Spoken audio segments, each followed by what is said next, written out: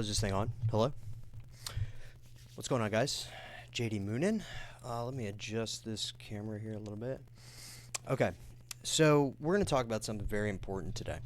Okay, because there's a problem with our current understanding of time.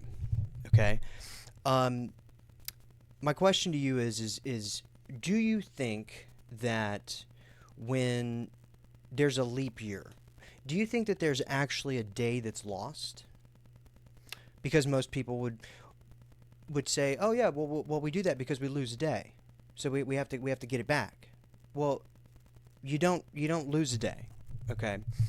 Because the day was never lost.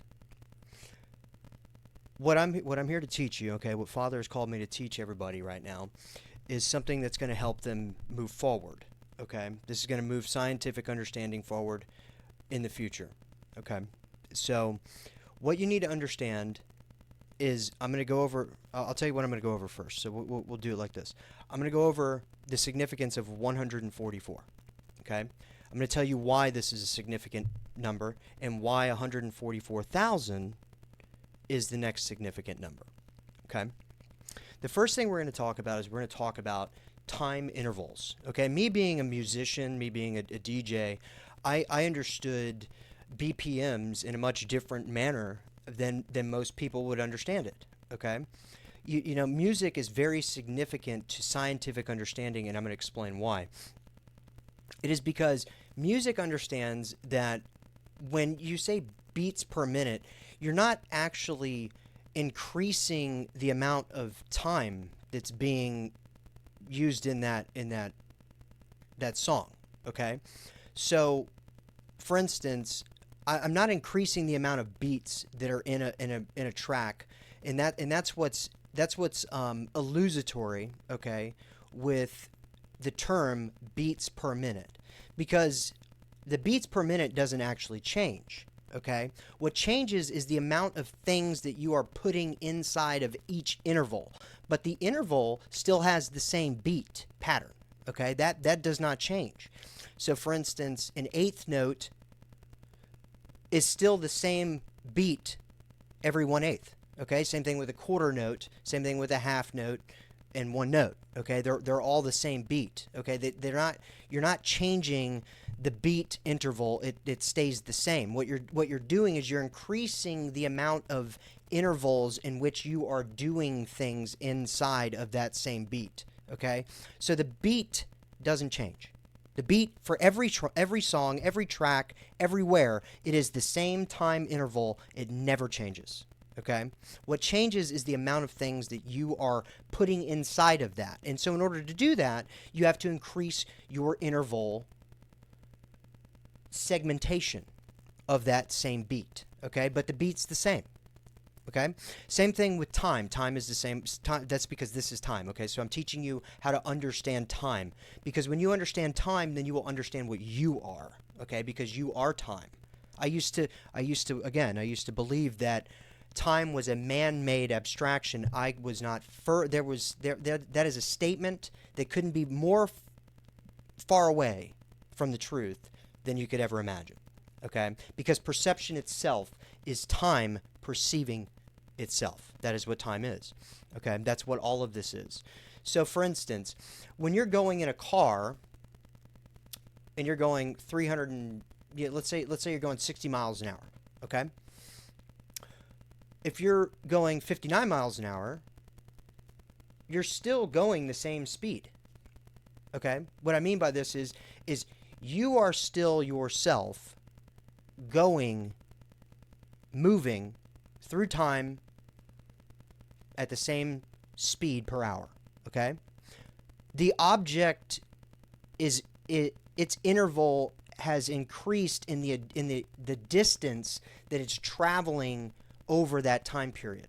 Okay, does that make sense? But your speed actually hasn't changed.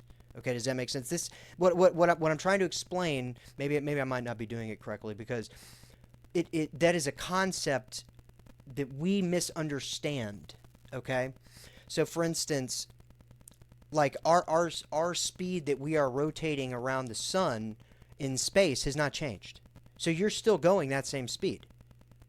but your speed relative to the the cycle, the circulation of the earth, the yada yada yada, all that complicated bullshit, which is really not that complicated, but for sake of time keeping, I'm not going to go into all that, but so all of that is relativity. Okay, and so what that means is that relative to the time, the hour. Okay, an hour is what, 60 minutes, right? Okay, well, if I was to tell you that whenever you're looking at a calendar, the hour interval changes. Okay, so for instance, on the Gregorian calendar, which is what our calendar is based on, we still count everything as a 24-hour, because the 24-hour time period is still from when the sun comes up to sun goes down. It's still the same. That rotation doesn't change. Okay, but the calendar itself, it views that rotation in a much different way, and it's not because it changed time. Okay, it simply changed the measurement interval that is different from scientific time to Gregorian calendar time. But they're still the same. They're still the same amount of time. They haven't changed. So you don't lose or gain a year. Just like when we do that stupid what is it, daylight savings time. You're not losing an hour or gaining an hour. You're taking an hour and you're putting it on the fucking back of the hour, or you're putting it on the beginning of the day. Okay, I'm sorry. You're taking an hour and you're adding it to the rear, but you're subtracting one from the beginning, and vice versa. That's what you're doing. But you still have the same amount of time. Okay, now the Gregorian calendar, it has a 36-hour interval. Okay, so the hour interval, the amount of hours that it would keep track of in the day, changes from 24 to 36. Okay, so then that would mean that the amount of seconds that it's operating in, right? So a 60-minute hour in Gregorian calendar time would be a 90-minute hour. Okay, do you see what I'm saying? So what you're doing is you're increasing. All you're doing is you're taking the same perception of time, and you're increasing that by an exact rational. That's all you're doing. You're increasing it or lowering it. Okay, but the interval period between each base 10 level of time is going to be exactly the same. Okay, now you might say, well, JD, what are you talking about exactly? Well, so let me explain this. So the day is still 1. Okay, that 1 doesn't change. The 1 interval is the same no matter where you're at in time. So 1 beat, no matter if it's got 250,000 cymbal smashes in it, or if it's got 2, it's still 1 beat. Okay, so a group is still 1. Make sense? So an interval is also still 1. That doesn't change. You are still one of many ones. Okay, so the point that I'm trying to make is that in a year, you still have, and I'm not going to use the actual full number year. I'm just going to say, for layman's terms, 365. Okay, 1 day of the year would be 365th. Okay, that is 1 year. That's 1 day of the year. Okay, but that group still completes in 365 days. Okay, and each one, so 1 365th, 2 365th, 3 365th, all of those have the same index. Okay, so each day has the same index. So each day is going to have 24 hours. Each hour is going to have 60 seconds. Each hour is going to have 60 minutes, and each minute's going to have 60 seconds, and each second is going to have 1,000 milliseconds. This is where people get confused. Okay, now a base 10 measurement of time would be from when you go from milliseconds to microseconds to nanoseconds, so on and so forth. Okay, that is a base 10 measurement interval of time. Those intervals do not change. Every interval has exactly 1,000 accrued. That is what this is where science has gotten wrong. So it's not 1/1000th has 1,000 1,000ths in it. No.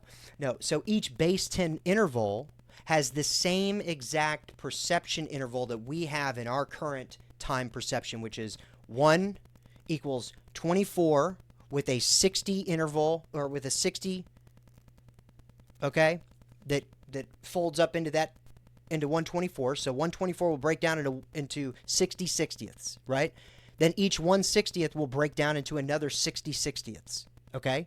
And then that will then break down again into another, one every 1/1000th, okay? Then has the same breakdown except you add a 0 to it.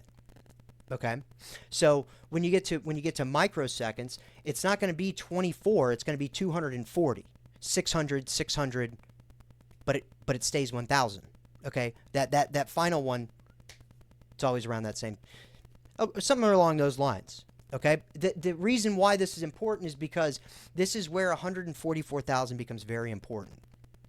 Because 144,000 is where every single base 10 measurement of time, no matter which interval you're viewing it on, is always going to line up at the millisecond.